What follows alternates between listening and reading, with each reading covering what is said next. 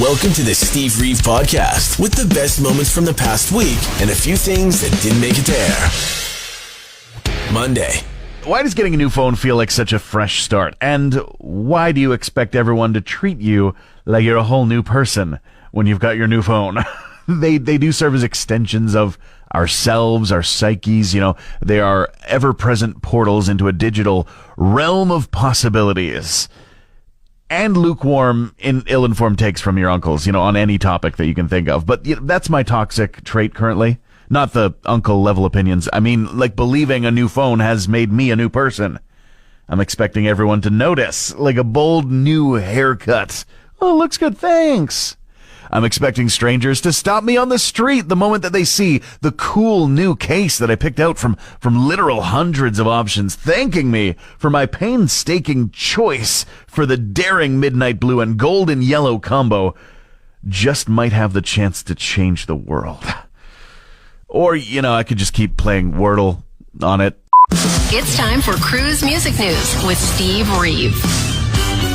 Well, the name's Mike D, and he's the lady's choice. The Beastie Boy is also making the choice to put out a solo album, which was a little bit anticipated. He's been making some moves lately, like showing up to perform live at his son's band's gig in California, putting out some tour dates in the UK, and now releasing a single and giving us the title of the new album. So the single's called True Colors. I'm just trying to make sure I don't mix them up. The album called Thank You, and you'll just have to wait until August 28th to get the full scenario, the full experience. Morgan Wallen, self-reporting, is fully stable after a few incidents on his current tour. In one case, he flipped a piano after there were some issues with the sound and the technology. He also threw a security guard's phone after seeing that she may or may not have been filming the concert. Very, very well hinged. And most recently, they canceled a show in Pittsburgh at 1 p.m. due to a warning of severe weather. Show was due to start by 8 p.m., and in those intervening 7 hours, none of the severe weather materialized, yet they did not honor the show. So there's some backlash that's been coming his way. And jumping around genres like crazy, at Summer Game Fest last week, it was announced that Snoop Dogg's going to be joined by Tupac Shakur in the game Stranger Than Heaven. Of course, it's going to be the likeness of both individuals, and in Tupac's case, is approved by the estate and in close working with Snoop Dogg and his teams. This is from the creators of the Like a Dragon series. Stranger Than Heaven is going to take a while to release, but people are, I think in the meantime, just happy to chew on the fact that Tupac Shakur is coming back from the dead to join us in a video game. And we thought it was weird that Lenny Kravitz was in the new Bond game. That's it for music news today. I'm Steve Reeve. Tuesday. Going to be a holiday for soccer fans very soon. The World Cup battles begin in just a couple of days, with matches taking place here in Canada, in Toronto and Vancouver. People are in a frenzy. Ronaldo, Messi, Mbappe, Neymar, who's still nursing an injury, by the way, and all the other players on all the other teams will be sending soccer fans into absolute orbit all over the world in just a couple days. Starts off on Thursday. And here at home, that one friend who really isn't all that into soccer, really, but loves to pretend because it makes them feel worldly or something, is about to become the most annoying person you know until mid-July. You're listening to the Steve Reeve Podcast from 100.5 Cruz FM. Only days before Download Festival happens over in the UK, have they announced the news that the latest in the series, I think this is the 7th one now, of Lemmy Forever ceremonies will be taking place there. And as part of the tribute, of course, songs will be played, memories will be shared, and also ashes will be shown off. Lemmy's ashes specifically, a portion of them in a miniature custom urn that is also going to be held captive within a fruit machine, which there are those who have traveled with Lemmy when he was with us who account that he took it with him on the road a lot. And so it's just kind of a weird tribute and memory. This is going to be taking place on Friday of this week, but then on Sunday afterwards as well, those ashes are going to be taken to Manchester Apollo with another Lemmy Forever ceremony taking place, and then those ashes are going to be interred there permanently, in his hometown, which is kind of a special moment. Soft Cell announcing a new and final album called Danciteria. That's also the name of the single that they've just released to help announce this album. They say it's a love letter to the early 80s New York and a tribute to the late, great Dave Ball. Of course, Mark Almond is back. Dave Ball, the instrumentalist from the band originally, is going to be represented as well posthumously. And the album comes out September 25th. Meanwhile, Pittsburgh's mayor is refuting claims from Morgan Wallen. If you heard yesterday on Music News, we're talking about how he's had some issues on his tour lately and most recently canceled a show in Pittsburgh due to severe weather. They canceled it at 1 p.m. The show 7 hours later at 8 p.m. saw none of that weather happen, and they just didn't go through with the show. Now Pittsburgh mayor is saying, no, Morgan Wallen's teams did not consult the city before canceling that show, and yes, the severe weather never did materialize. Something untrustworthy seems to be going on behind the scenes, but that's it for your music news headlines. I'm Steve Reeve. Wednesday. We can start getting lit at 6 a.m. in Alberta now. I don't know if you heard the news, but the AGLC has opened the doors to allow bars and clubs to start pouring at the crack of dawn. Should they choose to do so. Not that bars are going to start, opening up for the absolute mobs of people that are trying to break down the doors while the birds start singing each morning. But, there are big events, like the coming Calgary Stampede, for instance, that usually see bars applying for permits to be allowed to serve early. Maybe it's like a pancake breakfast thing with mimosas, for instance. But apparently, that's just become a pile of needless paperwork to deal with all those permits coming in. And they'll leave it to the businesses around the gear, around the clock, to just decide when to click the open sign on for themselves, which I think makes sense, as long as they know how to do it. Charlie, that sign does not say course. It's closed. It says closed, Charlie. Yeah, right, I can see that now, but, you can't really read it from the inside. You can't read it from the outside. All right, you know what? You know what they say, it's 6 a.m. somewhere. New music is coming from Jack White, just announced as his 7th solo studio album after 2024's No Name. It's coming out July 10th. It's called Frozen Charlotte, and there is a new single if you want a sampling before the actual album comes out. Dollar Bill has arrived as of this morning. Go and check it out. Taylor Swift made a bunch of Toy Story fans very happy at the premiere of Toy Story 5 by joining Randy Newman and performing not only the song that she's doing for the soundtrack of the album, I Knew It, I Knew You, but also the classic Toy Story track, You've Got a Friend in Me. Absolutely incredible. I'm sure people were very normal about it when it happened. And at the announcements of all types of different video games, that is Summer Game Fest and all the subsidiary showcases that come out, there was a big announcement of some new DK, Donkey Kong challenges, and to celebrate that, and of course Donkey Kong 64 coming to the Nintendo Switch platforms, a fan online on Twitter, X, Noah Copeland, decided to pair up the infamous Donkey Kong rap with none other than AC/DC's Back in Black. I must give you a sample of that, and I'm sorry in advance. So they're finally here, performing for you. If you know the words, you can join in too. Put your hands together. Yeah, I'll leave it at that. You can listen to the whole thing by finding his post online. But that's it for your music news today. I'm Steve Reeve. Thursday. You know what we don't have enough of around here?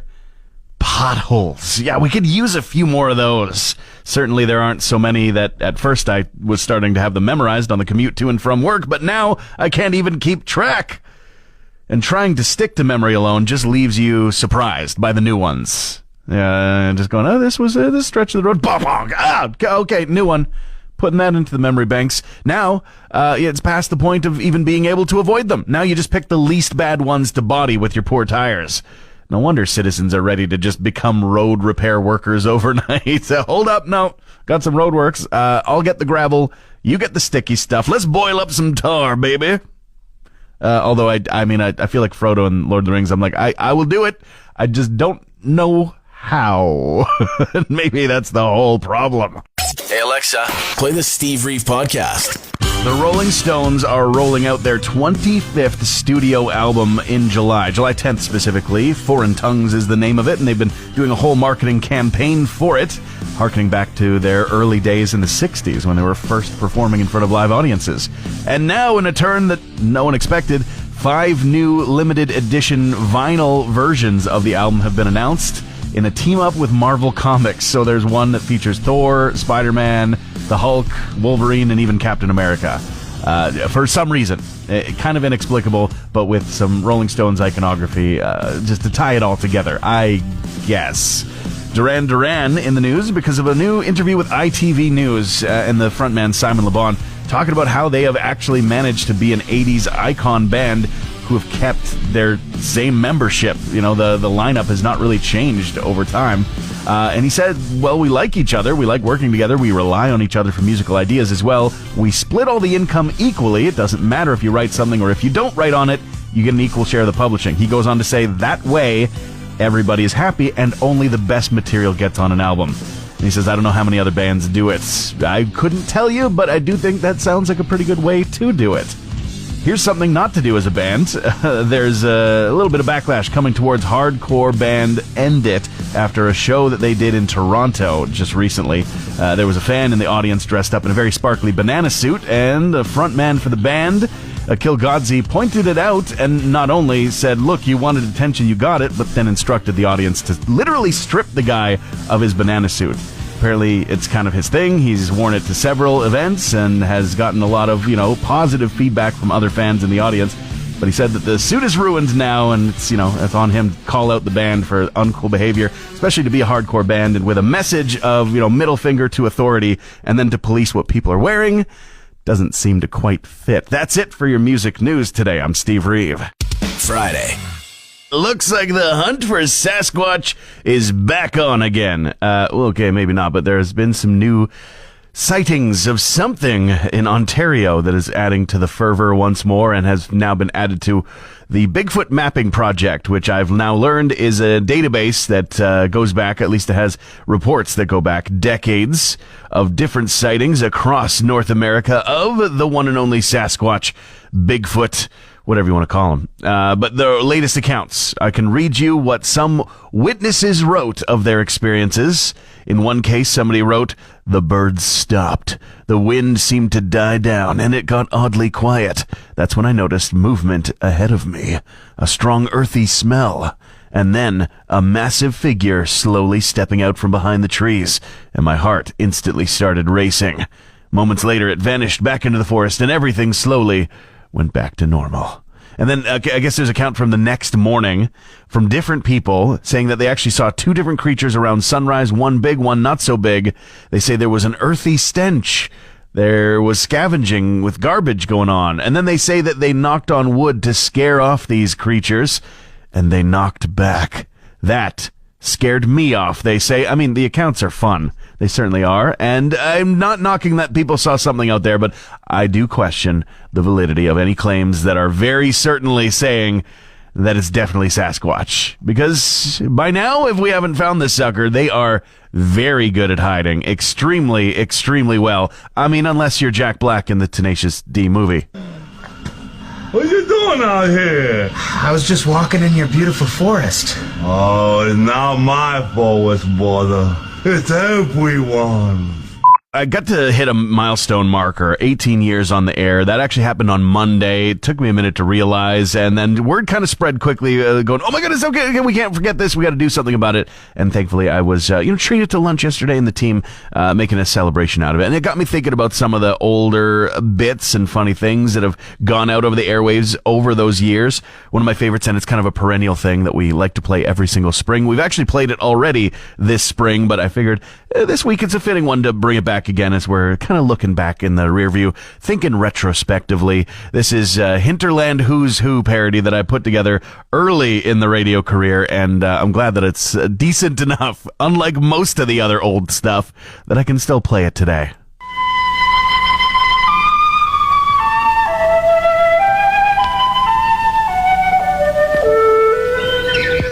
The insects of northern Alberta in the springtime are numerous and of a wide variety.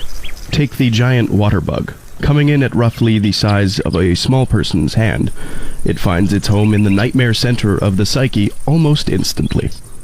Soon, it will be time for the white-spotted sawyer, commonly referred to as the Tarzan beetle, or the, oh god, get it off me, why won't this thing get off me, to take its turn terrorizing people in parking lots everywhere. As the ants begin a new season of colonizing your yard, you may have noticed the ungodly hybrid of ants with wings flying directly towards you. I swear, like it's on purpose, man. The little larvae of butterflies and giant moths hang near invisible, like ninjas on sticky string, from the branches of every single tree you walk under. And thousands of species of spider lay in wait to scare your pants literally off.